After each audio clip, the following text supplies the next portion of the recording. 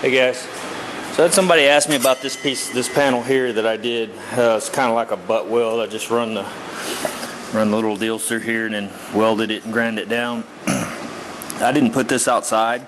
I actually forgot about it and threw it in that pile of crap there. And so I think this was a 3M weld through primer that I did, but you can see here that it started getting the surface rust in these little pits and stuff. And like I said, this wasn't even outside. So same with all that kind of stuff there. It just gets that, you know, around there, around the edges. But anyway, so yeah, actually had to go back in my video and look that up to see what I had done, because I'd done the other pieces that we looked at that I pulled apart.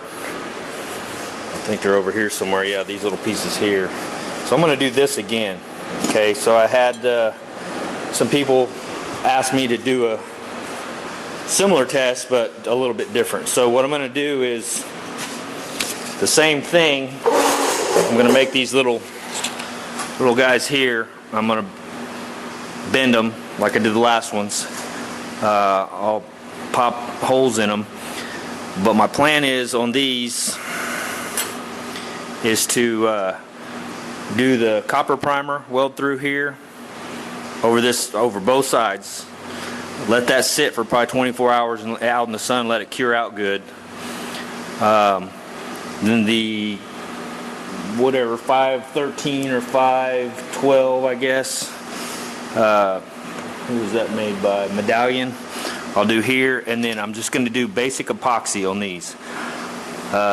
Both sides I'll just do epoxy like I was just, you know, going to do a regular part.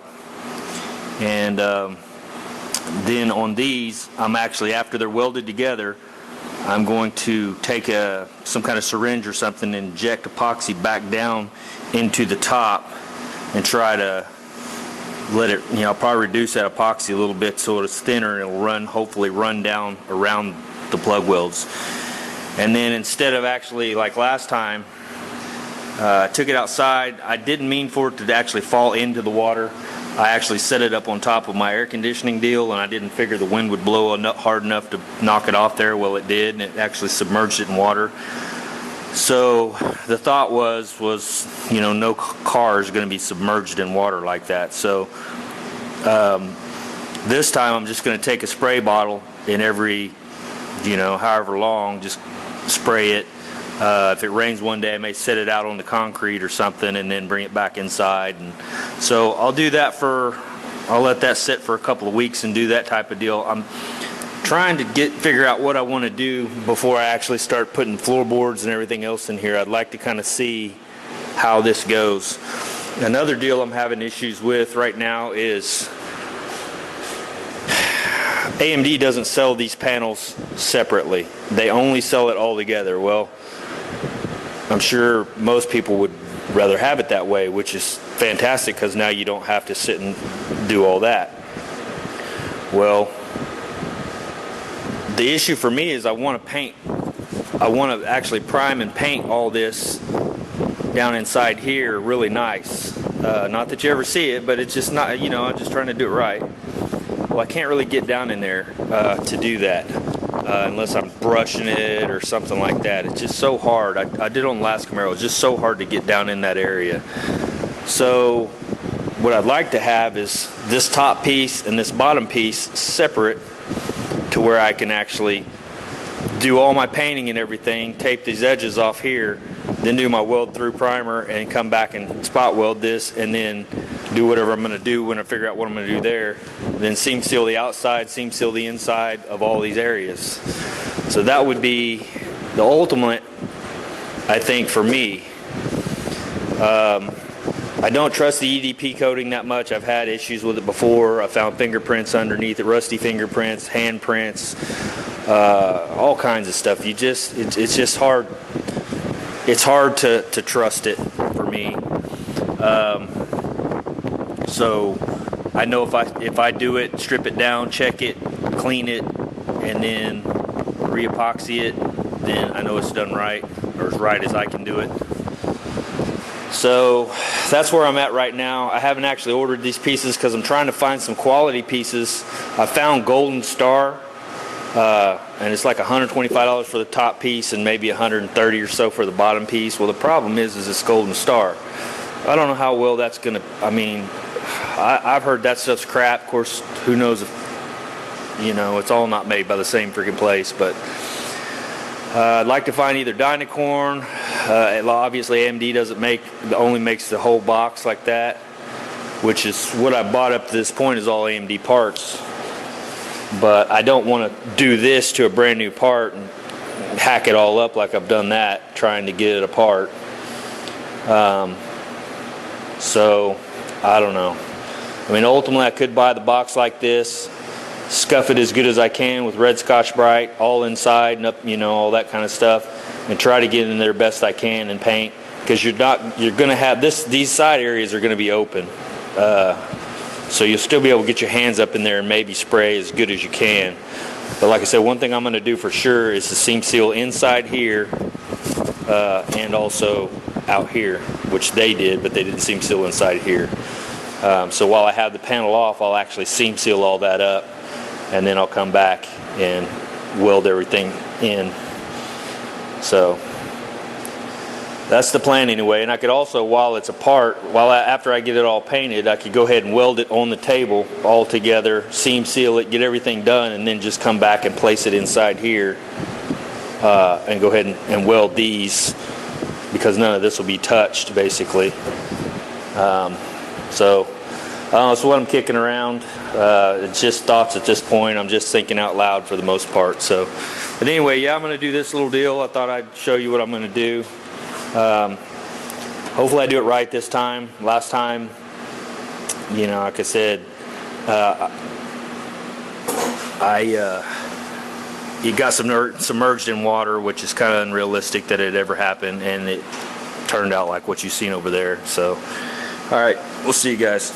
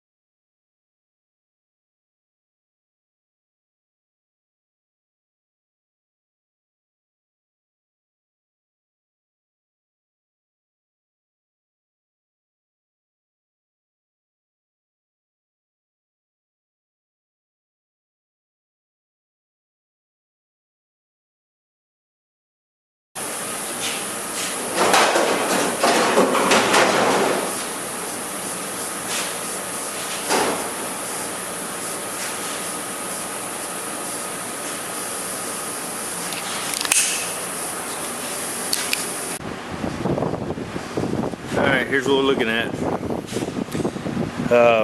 We already knew this was bad. This is eat all the way through, which we already knew that too. So I'm just going to go ahead and buy this upper and lower cowl, which it's actually called a lower cowl. The upper cowl is it's probably upstairs, but it's the deal with the vents in it that the water actually, that your windshield wipers come up through. That's what they're calling the upper cowl. This is actually a lower cowl, which is, I would have thought would have been two pieces, but AMD only sells it as one piece. So we'll see what we're going to do on that. But I may go ahead and just cut the rest of this out. I've got a brace here. I'm thinking about running a brace across here. I don't know if I will yet or not. It may not be necessary. but because I've got this braced under here and in here. But yeah, I just figured I'd show you that's what we got. Like I said, I may just go ahead and cut the rest of this out. That way I can get the spot welds easy and grind all that shit out of there and get it cleaned up. And with all this out, I can probably get in there and get all that epoxied up. I may end up having to pull these outer boxes off anyway, which is fine because I can go ahead and clean those up and epoxy the insides of those. That's why I say that. It's probably to put this box in. I mean, I don't know. We'll see. See ya. Alright, so these were welded on.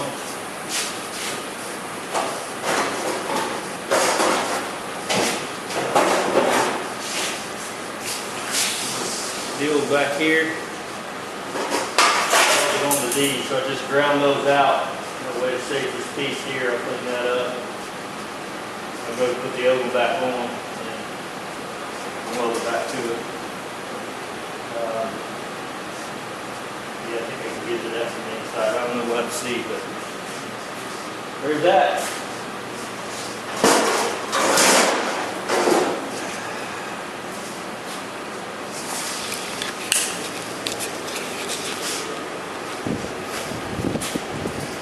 So that, like Shut Your Face Garage said, that's a lot of work just to get to these gauges here.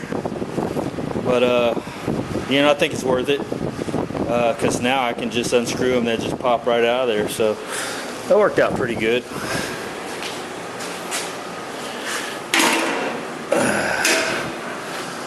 So there's all that stuff.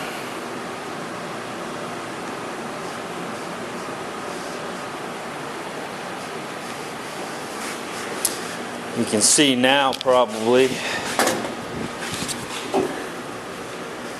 up in here, when I cut this apart, I'll be able to get inside there. There's a lot of rust in here too. So I feel like it was at my best interest to go ahead and pull all this out, clean all that up, reprime it, and start from scratch, from new, because same on this side here.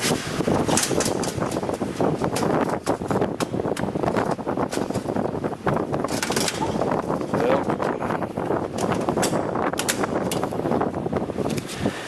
up in here, same deal.